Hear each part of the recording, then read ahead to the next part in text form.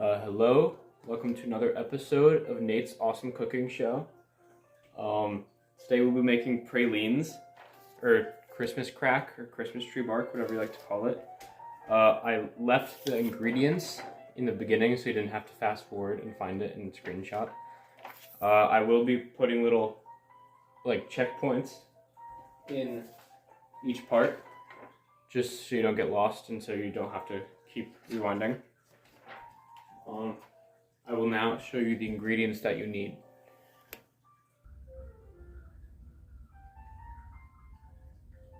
Okay, so for the ingredients, you will need around a cup of light brown sugar, around 2 sticks of butter, and a lot of saltine crackers, more than 3 of course,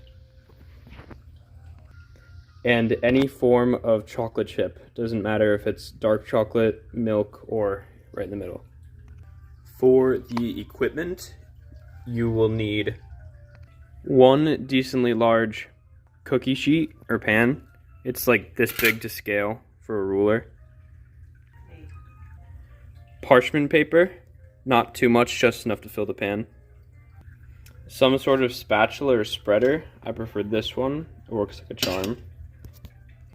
And an oven mitt so you not burn yourself. You will also need an oven that goes up to 425 degrees and a freezer that goes lower than 425 degrees.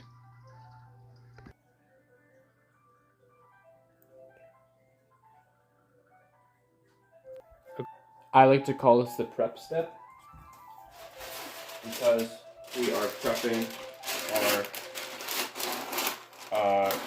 devices, I guess you can call them. Here I am tearing parchment paper for the I'm tearing parchment paper for the pan, and I will be laying saltine crackers along the entire area of it, so you know, the entire way. I'm not gonna make you watch all this, so there's 3, and it'll go along the entire thing. It may look something like this when you are completed. It doesn't have to perfectly reach the edge, but it should be most of the way there. Your next step should include preheating the oven to 425 degrees. Your next step will include putting the ingredients, the brown sugar, which is about 1 cup's worth.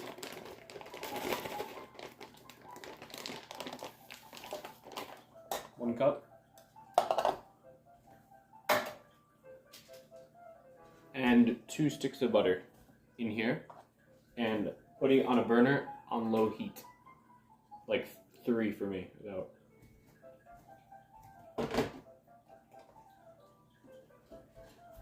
I can't wash my hand. I can't touch the phone because I got butter fingers.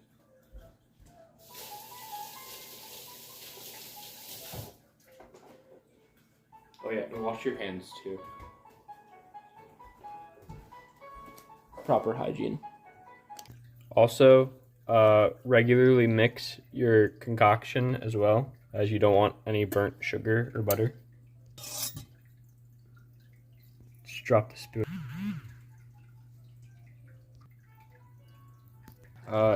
You should stir pretty constantly and with a spatula so it gets all of it. And it boils pretty quickly, so 5 minutes might be too much, might be too little, circumstances. You can raise the heat as well. I have it over half right now. And it's gonna smell really good. Yep. Props to Mother Danish for recording. My mom's the best. Okay, now you will pour it evenly along the top of the thing. And don't worry, it's not like precise art. You want to make sure you get all of it out. Don't want to miss any of the goop. And you're also going to want to spread it evenly as well. There we go, a little more. And this is like the most trustless step probably. in the whole thing. And if this is the most stressful step, it's a pretty easy dish. And yeah.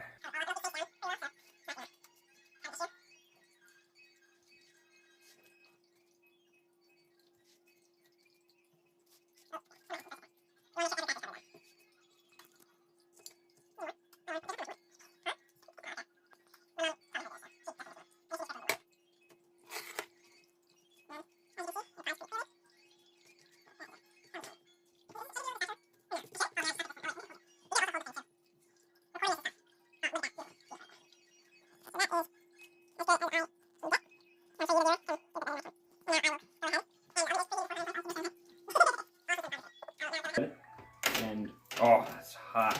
Place it in the oven.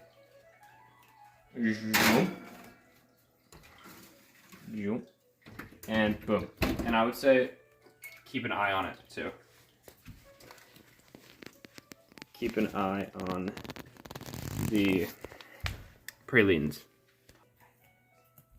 After about not 5 minutes, just watch it pretty good, and it will look like this. And then it will be ready to take it out. I'm passing the camera on to Mother D. Yeah, let's check that. And then carefully, don't burn yourself. Take it out of there. And while it is really hot, turn off the oven. And you're gonna wanna pour all your chocolate chips .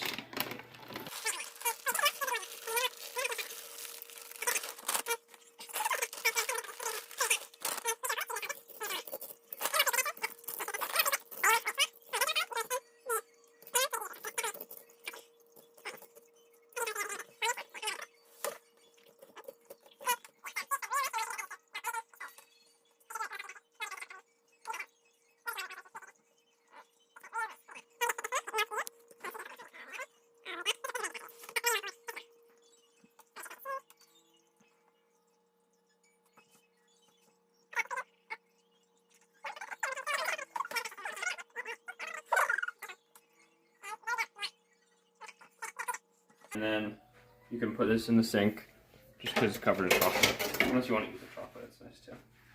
And then you will be taking this, and I would say have it pre-prepped so you don't gotta bounce around. You can put this right in the fridge. Make sure your freezer is big enough for your pan, because you do not want to misjudge that. And then you will wait 15 to 20 minutes and clean up what you have, the mess you've made. Okay. And then your last step, this took literally 15 minutes. So if you're able to multitask and work, I would suggest wearing gloves, as your hands can get very chocolatey. And after removing it from the freezer, I say let it sit for a few minutes just because it can be rock solid. You will then see the exposed underbelly of the praline, and it will easily rip right off, like an oddly satisfying video. Okay, I can't keep showing it like this, but yeah, it rips right off, not too hard, might be a few iffy spots, but then you got that, and then you could just start to break it. And it goes off just like that. And this is such an easy treat for any occasion. And it's just pure sweetness, and you can always add like sprinkles or jimmies, as we know in the Midwest. Fun fact, actually. That's why we don't live in the Midwest. It's really weird.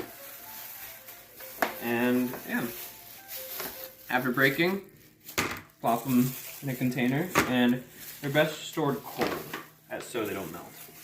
And that is all. I say cheers. Thank you.